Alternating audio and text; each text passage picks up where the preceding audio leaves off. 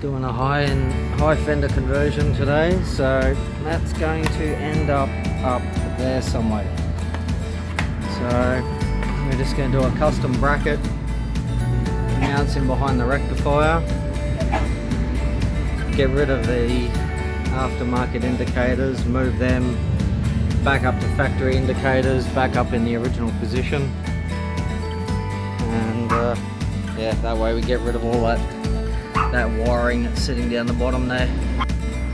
Alright, so wheel off so we can get the two brackets that are holding the aftermarket indicators on off.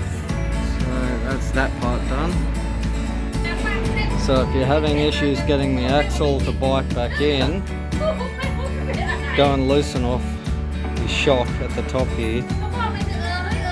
Just allows you to move up and down just a millimetre or two just to get that axle to bind back in, because we've just spent 10 minutes trying to get the axle to go and bite back in on this side.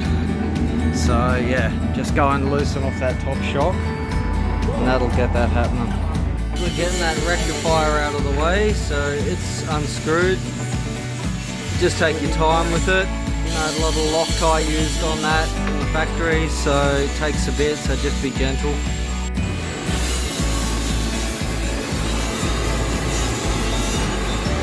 Stainless steel rod.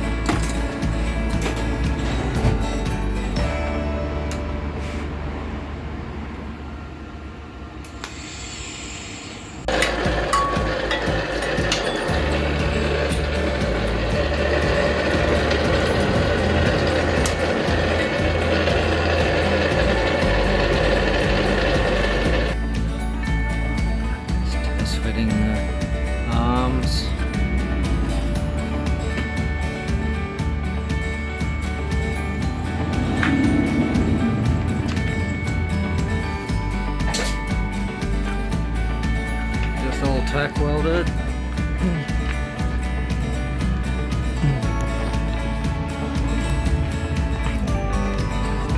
Clearance is good. You happy, Nui? Hello.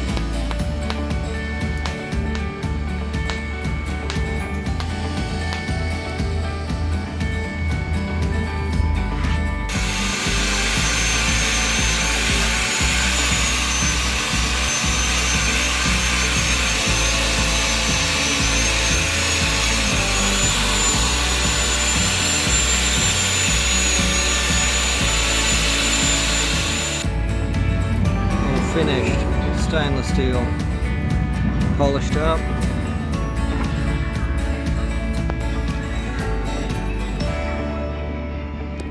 So we'll just do a back lower guard, get it finished. That's coming, but this part of the job's done.